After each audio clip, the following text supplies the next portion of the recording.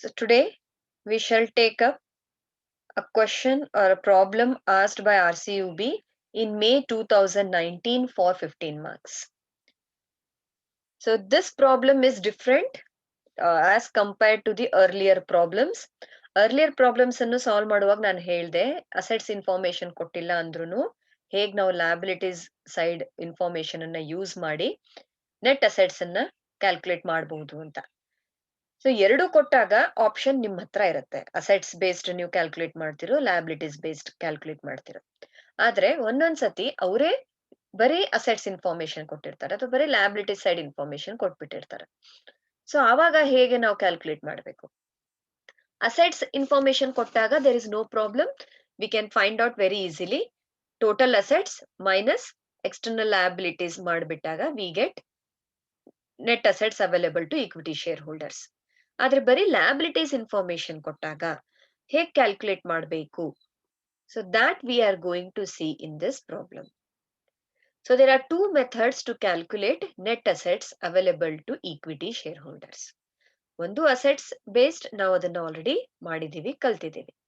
ಈಗ liabilities side ಅನ್ನ use ಮಾಡಿಕೊಂಡು ಹೇಗ್ ನಾವು ಕ್ಯಾಲ್ಕುಲೇಟ್ ಮಾಡ್ತೀವಿ? ಸಿ, ಕರೆಂಟ್ ಲಯಬಿಲಿಟೀಸ್ ಎಕ್ಸ್ಟರ್ನಲ್ ಆಗತ್ತೆ, ಬಿಟ್ಬಿಡೋದು. Preference shares is also external, ಅದು ಬಿಟ್ಬಿಡಿ. ಈಕ್ವಿಟಿ ಶೇರ್ ಹೋಲ್ಡರ್ಸ್ ರಿಲೇಟೆಡ್ ಯಾವ ಫಂಡ್ಸ್ ಇದೆ ಅದನ್ನ ಅಷ್ಟು ಆಡ್ ಮಾಡ್ಕೊಂಡ್ಬಿಟ್ರೆ ನಮ್ಗೆ net assets available to equity share holders ಸಿಗುತ್ತೆ. ಸೊ ಇಲ್ಲಿ 4 ಐಟಮ್ಸ್ ಗಳು ಕೊಟ್ಟಿದ್ದಾರೆ. One is equity shares, second preference shares, third reserves and the fourth one current liabilities. ಈ 4ಅಲ್ಲಿ ಈಕ್ವಿಟಿ ಶೇರ್ ಹೋಲ್ಡರ್ಸ್ಗೆ ಸೇರುವಂತದ್ದು ಯಾವುದು? ಈಗ ಸದ್ಯಕ್ಕೆ ಅಂತ ಅಷ್ಟೇ ಅಲ್ಲ, ಕಂಪನಿ ಕ್ಲೋಸ್ ಆಗುವಾಗ್ಲೂ ಕೂಡ ಲಾಸ್ಟ್ಗೆ ಅದು ಅವ್ರಿಗೆ ಹೋಗುತ್ತೆ ಅನ್ನೋ ರಿಸರ್ವ್ಸ್ ಅಥವಾ ಅನ್ನೋ ಫಂಡ್ಸ್ ಗಳು ಯಾವ್ದ್ಯಾವ್ದಿದೆ ಅದನ್ನ ಆಡ್ ಮಾಡ್ಕೊಂಡ್ಬಿಟ್ರೆ we get net assets available to equity share holders. So ಈ 4 ಏನ್ ಐಟಮ್ಸ್ ಕೊಟ್ಟಿದ್ದಾರೆ ಅದರಲ್ಲಿ, so first one is equity shares. Equity share capital of course equity share ಹೋಲ್ಡರ್ಸ್ಗೆ ಬಿಲಾಂಗ್ ಆಗುತ್ತೆ, ಸೊ ಇದನ್ನ ತಗೋಬೇಕು. Second preference shares. Preference shares ನಾವು preference shareholders ಕೊಡ್ತೀವಿ, ಸೊ ಹಾಗಾಗಿ ಇದು ಈಕ್ವಿಟಿ ಶೇರ್ ಹೋಲ್ಡರ್ಸ್ ಸಂಬಂಧಪಟ್ಟಿದ್ದಲ್ಲ, ಇದನ್ನ ಬಿಟ್ಬಿಡೋದು. Then third is reserves. So general reserve ಇರ್ಬೋದು, ರಿಸರ್ವ್ಸ್ ಅಂಡ್ ಸರ್ಪ್ಲಸ್ ಇರ್ಬೋದು, ಅಥವಾ ಸೆಕ್ಯೂರಿಟೀಸ್ ಪ್ರೀಮಿಯಂ ಅಂತ ಕೊಟ್ಟಿರ್ತಾರೆ. ಸೊ ಇವೆಲ್ಲ ಏನು ಔಟ್ ಆಫ್ ಪ್ರಾಫಿಟ್ ಕ್ರಿಯೇಟ್ ಮಾಡಿರ್ತಾರೆ. ಸೊ ಪ್ರಾಫಿಟ್ ಯಾರಿಗೆ ಸೇರಿದ್ದು? Profit is belonging to owners. Owners ಯಾರು? Equity share holders. ಸೊ ಹಾಗಾಗಿ ರಿಸರ್ವ್ಸ್ ನಾವು ಈಗ ಸದ್ಯಕ್ಕೆ ಕಂಪನಿಗೆ ನಾಳೆ ಬೇಕಾಗ್ಬೋದು ಅಂತ ಹೇಳಿ ಯೂಸ್ ಮಾಡ್ಕೊಂಡ್ರು ಕೂಡ at the end it belongs to equity share holders. So ಹಾಗಾಗಿ ಇಲ್ಲಿ ರಿಸರ್ವ್ಸ್ ಅನ್ನ ನಾವು ತಗೋಬೇಕು. Then coming to the fourth one, current liabilities. So liabilities of course ಇದು ಔಟ್ಸೈಡ್ ಲಯಬಿಲಿಟೀಸ್ ಆಗತ್ತೆ, ಹಾಗಾಗಿ you need not take it. So ಈ 4ಅಲ್ಲಿ 2 ನೀವು ತಗೋಬೇಕು, 2 ಬಿಡ್ಬೇಕು. ಯಾವ್ದನ್ನ ತಗೋಬೇಕು? ಈಕ್ವಿಟಿ ಶೇರ್ ಕ್ಯಾಪಿಟಲ್ ಮತ್ತೆ ರಿಸರ್ವ್ಸ್. ಓಕೆ, ಸೊ ನಾವು like this we are going to calculate net assets available to equity shareholders in this problem. Okay, so ಇದರಲ್ಲಿ ಏನ್ ಕೇಳಿದಾರೆ ಈಗ? Average rate of earnings similar companies ಅಲ್ಲಿ 20% ಇದೆ. ಸೊ ನೀವು ಹಾಗಾಗಿ whether company is fairly capitalised or over capitalised or under capitalised ಅನ್ನೋದು ನೀವು ಹೇಳ್ಬೇಕು. ಸೊ ಅರ್ನಿಂಗ್ಸ್ ಇಲ್ಲಿ ನಮ್ಗೆ 3 ಸಿಚುವೇಶನ್ಸ್ ಕೊಟ್ಟಿದ್ದಾರೆ. 1,50,000, 2,80,000 ಅಂಡ್ 4 lakhs. ಸೊ ಈ 3 ಸಿಚುವೇಶನ್ ಅಲ್ಲಿ ನಾವು ಕಂಪೇರ್ ಮಾಡಿ ಕಂಪನಿ ಕ್ಯಾಪಿಟಲ್ ಸ್ಟೇಟಸ್ ಏನಿದೆ ಅನ್ನೋದು ಹೇಳ್ಬೇಕು. ಇದರ ಜೊತೆಗೆ further suggest the remedies for over capitalisation and under capitalisation. Suppose ಈಗ ಒಂದನ್ನ ತಗೊಂಡ್ ನಾವು ಮಾಡುವಾಗ, ಒಂದು ಅರ್ನಿಂಗ್ಸ್ ಅನ್ನ ತಗೊಂಡ್ ಮಾಡುವಾಗ ಕಂಪನಿ ಓವರ್ ಕ್ಯಾಪಿಟಲೈಸ್ಡ್ ಅಂತ ಬಂತು ಅಂತಂದ್ರೆ the company is over capitalised ಅಂತ ಬರೆದು ಕೆಳಗಡೆ ರೆಮಿಡೀಸ್ ಫಾರ್ ಓವರ್ ಕ್ಯಾಪಿಟಲೈಸೇಷನ್ ಬರೀಬೇಕು. We have already discussed. So ನಾವು ಓವರ್ ಕ್ಯಾಪಿಟಲೈಸೇಷನ್ ಆಯ್ತು, ಅಂಡರ್ ಕ್ಯಾಪಿಟಲೈಸೇಷನ್ ಆಯ್ತು, ಅದ್ರ ಮೀನಿಂಗ್ ಡಿಸ್ಕಸ್ ಮಾಡಿದೀವಿ, ಕಾನ್ಸಿಕ್ವೆನ್ಸಸ್ ಡಿಸ್ಕಸ್ ಮಾಡಿದೀವಿ, ರೀಸನ್ಸ್ ಡಿಸ್ಕಸ್ ಮಾಡಿದೀವಿ, ರೆಮಿಡೀಸ್ ಕೂಡ ಡಿಸ್ಕಸ್ ಮಾಡಿದೀವಿ. ಸೊ ಇಲ್ಲಿ ಸ್ಟೇಟಸ್ ಬರೆದು ಕೆಳಗಡೆ ನೀವು ರೆಮಿಡೀಸ್ ಅನ್ನ ಮೆನ್ಷನ್ ಮಾಡ್ಬೇಕಾಗತ್ತೆ. Okay, so let us proceed with this problem. So first thing is we have to find out the book value. So 2 values we have to calculate, book value and real value. So first let us calculate book value. To calculate book value we require net assets available to equity shareholders. So ಹಾಗಾಗಿ ನಾವು first net assets available to equity shareholders ಅನ್ನ calculate ಮಾಡೋಣ. Here we are calculating it on liabilities basis. Okay, so calculation of net assets available to equity shareholders. So first equity share capital ತಗೊಳ್ಳಿ. Equity share capital amount is 10 lakhs. So second preference share ಇತ್ತು, ಅದನ್ನ ಬಿಟ್ಬಿಡಿ, ಅದು equity share ಹೋಲ್ಡರ್ಸ್ಗೆ ಸಂಬಂಧಪಟ್ಟಿದ್ದಲ್ಲ. Then third one was reserves. Reserves is created out of profit. So profit belongs to equity share holders. So ಹಾಗಾಗಿ ನಾವು reserves ಅನ್ನ ತಗೊಂತೀವಿ 4 lakhs. Then last current liabilities ಇತ್ತು. Current liabilities is external one, ಅದು ನಾವು ಹೊರಗಡೆ ಅವ್ರಿಗೆ ಪೇ ಮಾಡೋದು. ಸೊ ಹಾಗಾಗಿ ಅದು ಈಕ್ವಿಟಿ ಶೇರ್ ಹೋಲ್ಡರ್ಸ್ಗೆ ರಿಲೇಟೆಡ್ ಅಲ್ಲ. So take the total 10 lakhs plus 14 lakhs. So net assets available to equity shareholders will be 14 lakhs. Now let us calculate book value. Okay, to calculate book value, the formula is net assets available to equity shareholders divided by number of equity shares. Number of equity shares. So net assets available to equity shareholders we calculated, ಅದು 14 lakhs ನಮಗೆ ಬಂತು. So ಈಗ number of equity shares ಗಳು ಎಷ್ಟಿತ್ತು? 10,000. 10,000 equity shares. Okay, so what will be the book value? The book value will be rupees 140 per share. Okay, ಇದು ನಮ್ಮ book value. ನಮ್ಮ records ಇಂದ ನಾವು ಕ್ಯಾಲ್ಕುಲೇಟ್ ಮಾಡಿರುವಂತ ವ್ಯಾಲ್ಯೂ ಪರ್ ಶೇರ್ ಇಸ್ 1,40,000. ಈಗ ಇದನ್ನ ನಾವು ರಿಯಲ್ ವ್ಯಾಲ್ಯೂ ಆಫ್ ಶೇರ್ ಜೊತೆಗೆ ಕಂಪೇರ್ ಮಾಡಬೇಕು ಅಂತಂದ್ರೆ ಅವರು 3 ಅರ್ನಿಂಗ್ಸ್ ಅನ್ನ ಕೊಟ್ಟಿದ್ದಾರೆ. 3 ಅರ್ನಿಂಗ್ಸ್ ಅಲ್ಲಿ ನಾವು ಕ್ಯಾಲ್ಕುಲೇಟ್ ಮಾಡಿ ಬುಕ್ ವ್ಯಾಲ್ಯೂ ಜೊತೆಗೆ ಕಂಪೇರ್ ಮಾಡ್ತಾ ಹೋಗೋಣ. Okay, so next calculation of real value of shares. So how to calculate real value of share? Capitalized earnings divided by number of equity shares. So capitalized earnings ಹೇಗೆ calculate ಮಾಡ್ತೀವಿ? Expected earnings divided by normal rate of return into 100. Okay, so ಇದನ್ನ ನೋಡಿದಾಗ ನಾವು first ಯಾವಾಗ್ಲೂ capitalised earnings ಅನ್ನ calculate ಮಾಡಬೇಕು, ಆಮೇಲೆ real value ಬರುತ್ತೆ. ನಾವು ಕ್ಯಾಪಿಟಲೈಸ್ಡ್ earnings, ಸೊ ಇಲ್ಲಿ 3 ಸಿಚುವೇಶನ್ಸ್ ಕೊಟ್ಟಿದ್ದಾರೆ. So let us take up the first situation. Expected earnings is rupees 1,50,000. So let us first calculate capitalized earnings. Expected earnings divided by normal rate of return into 100.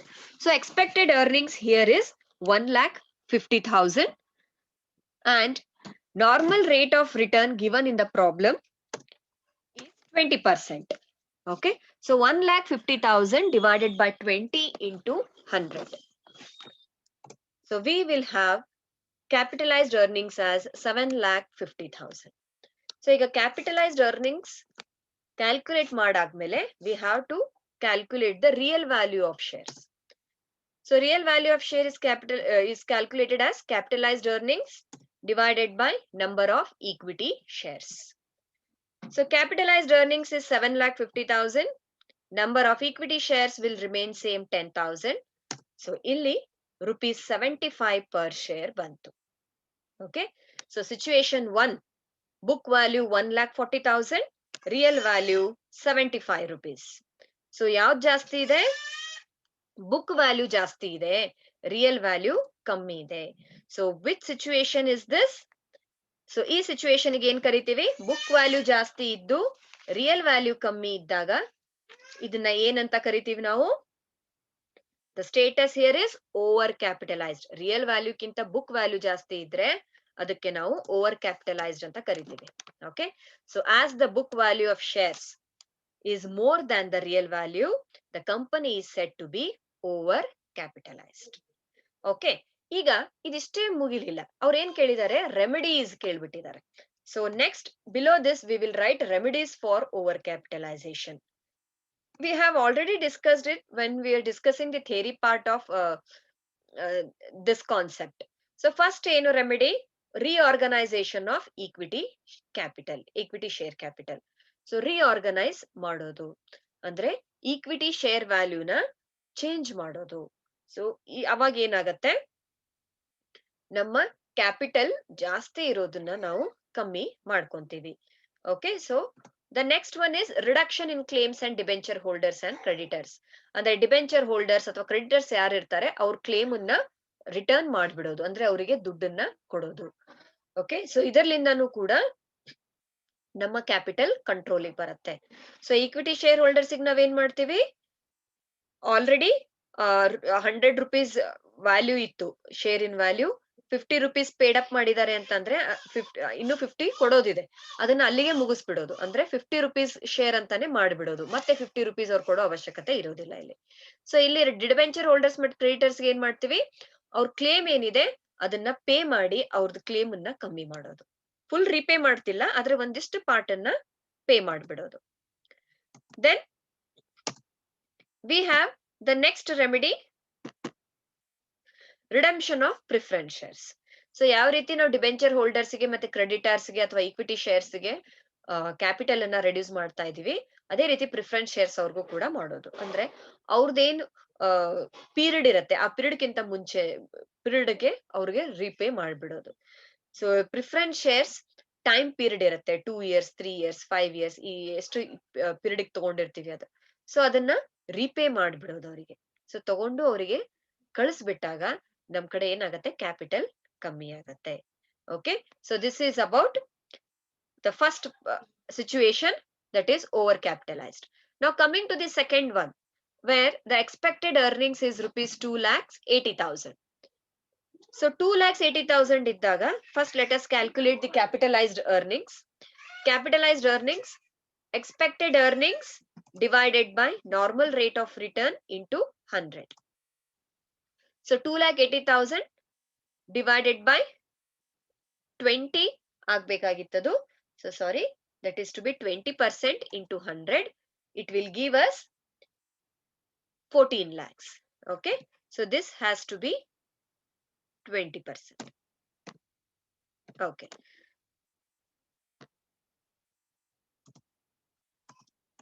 So 2,80,000 divided by 20 into 100, we get 14 lakhs. Now let us calculate the real value. Real value of share will be capitalized earnings divided by number of equity shares. So capitalized earnings namge 14 lakhs bantu, number of equity shares 10,000. So we got rupees 140 per share. Book value 140, real value 140.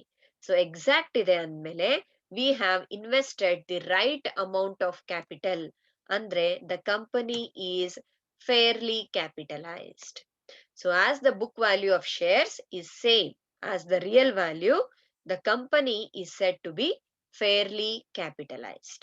Okay, so fairly capitalized is the situation which every company desires to have. Okay, ಪ್ರತಿಯೊಂದು company ಈ situation ಬರೋದಕ್ಕೆ ಪ್ರಯತ್ನ ಪಡ್ತಾ ಇರುತ್ತೆ. Okay, so fairly capitalized.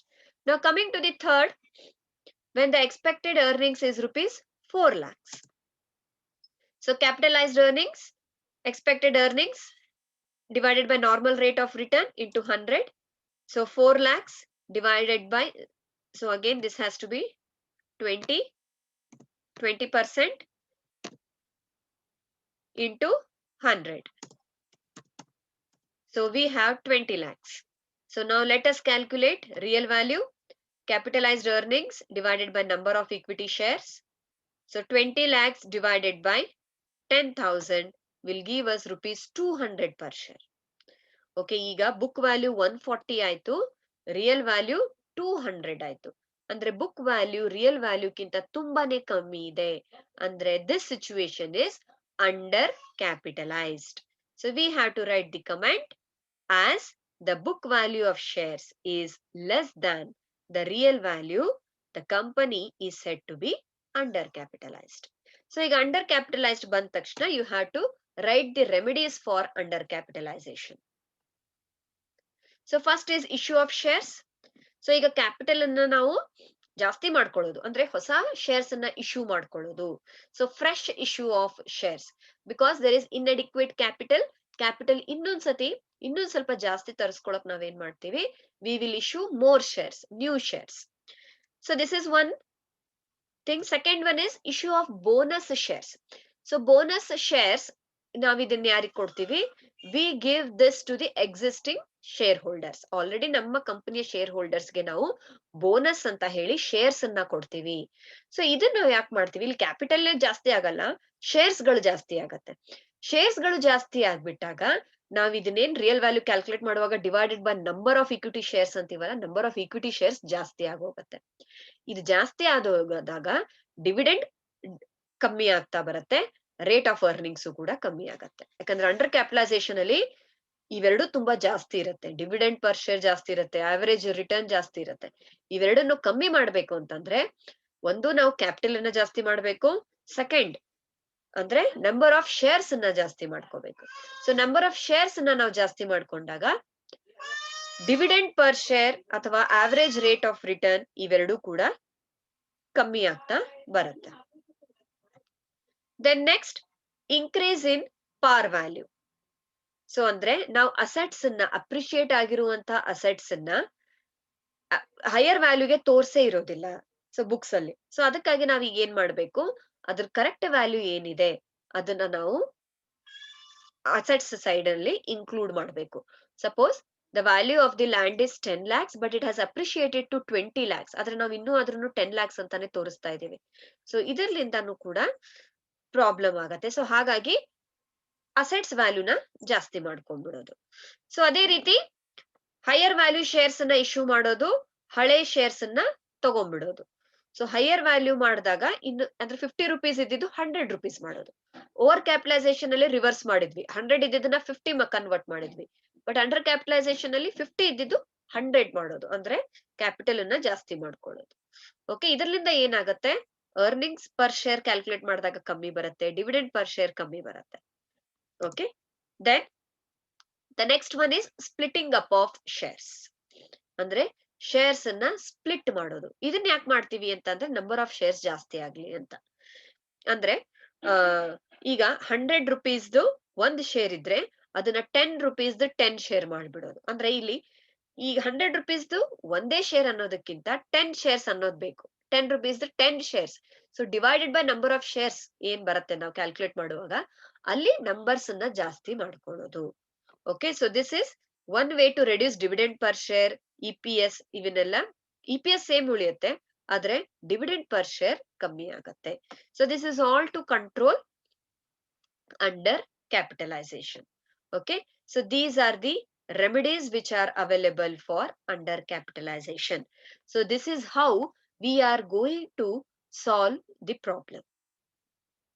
Okay, so is there any doubts?